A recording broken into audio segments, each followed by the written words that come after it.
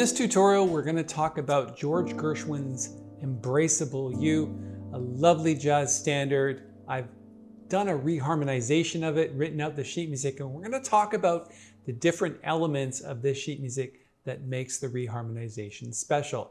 Hey, it's Paul Tobey here from Jazzmentl.com.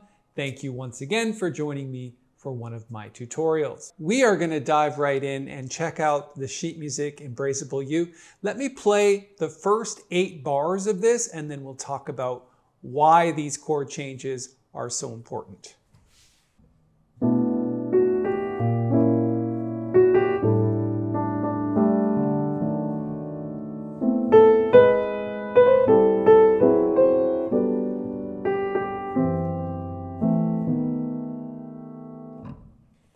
The first thing I wanted to point out is that the very first chord is over a B natural. Now the tendency for most people is to play it over G. And that works. I just like the movement forward of the B. It's like a B half diminished 7th chord. Nothing too special about this B flat diminished 7th chord. It's pretty much root position. And then this is a lovely A minor 7 chord here. If we take a look at this chord from the bottom to the top, you've got G, B, D, E, and A on top with an A in the root. It's just a lovely sound. And you'll hear this often in my playing, where on this D sus chord, we move to a D7. And this is really what we call inner voice movement. So you don't just land on a D7 flat 9, you're moving from here. And then if you take a look at this, you've got a minor 2nd down at the bottom, which makes it really bite nicely. And then this line cliche starting on A minor, and you can see this line cliche is moving down in half steps in the bass. Now, even though the bass moves down here to the F sharp, we're changing the chord from A minor to D7 sharp 11. Because the melody note is this B, and whenever you see the 13th in the melody and it's a dominant 7th chord, think about the sharp 11. It really is a nice chord.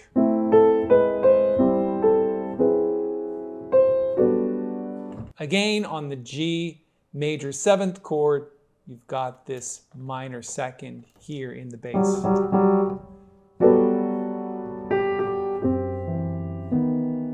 Now, there's another inner voice movement where you're moving from the 7th of F sharp half diminished 7th to the 3rd of B7. The 7th typically falls to become the 3rd of the next chord whenever you're talking about 2/5 progressions. Okay, nice progression. Okay, we've moved down to the next 8 bars. We're coming off of this F half diminished 7th chord to E minor. So there's a situation again where we're moving the bass down in half steps. This is called a line cliche. If you're not familiar with the term, and you can see that we've notated the bass notes in the chords. I like these grace notes here. They make a nice sound.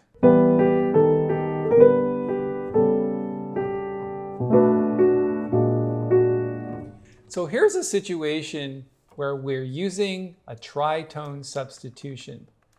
So typically you would see B minor, E7. But instead we're going to move the bass down in half steps and use the tritone substitution of E7, which is B flat. And then a lovely G major 7th over A chord. And then listen to this chord. So again, instead of A sus to D7, we are going to go to the tritone substitution, which is E flat 7 sharp 9.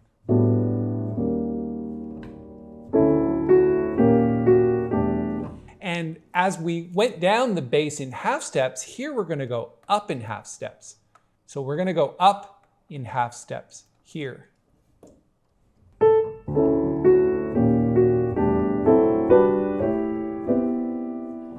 I really like this reharmonization here where you're using all of these different chords.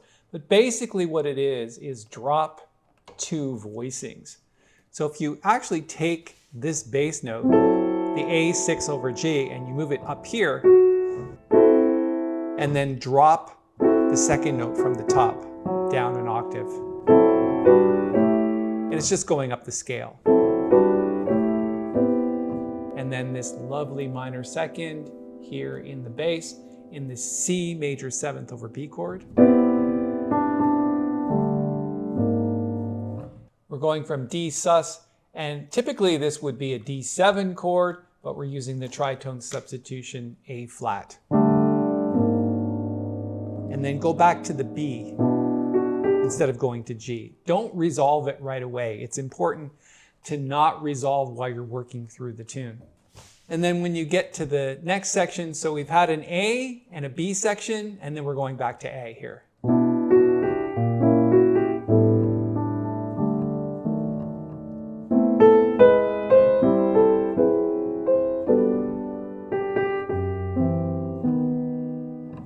And then it changes to what we call a C section. So the form is ABAC.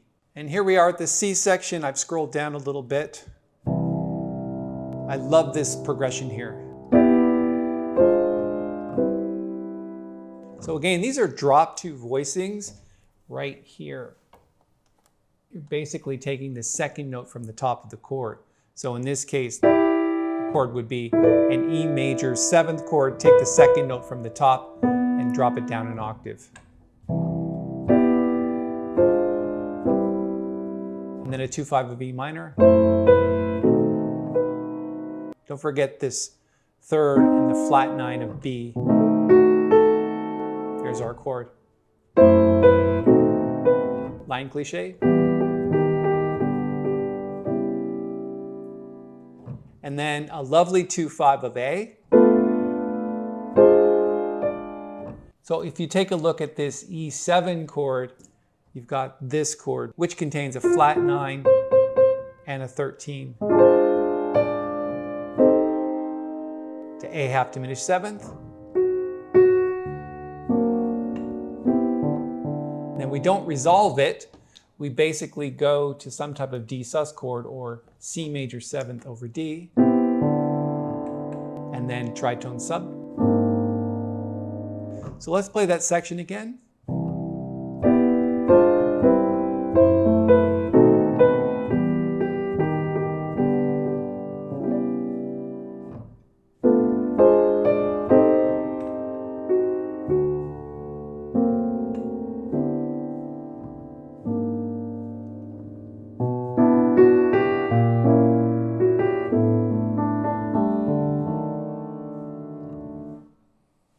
All right, let's play the entire arrangement. Remember, it's an ABAC form.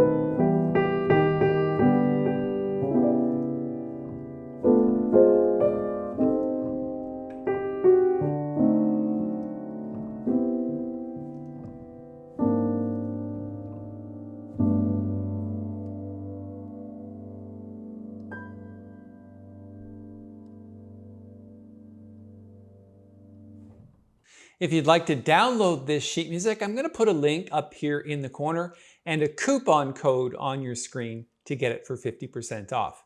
If you like the video, reach down, hit the little thumbs up button. It really helps us here at the channel. And if you'd like to subscribe, hit the bell and we'll notify you of all the upcoming tutorials that we're making. And if you're really interested in learning more about ballads, there are plenty of videos on this channel, but one in particular talks about Bill Evans' style of playing. If you'd like to check that one out, I'm going to post a link right here.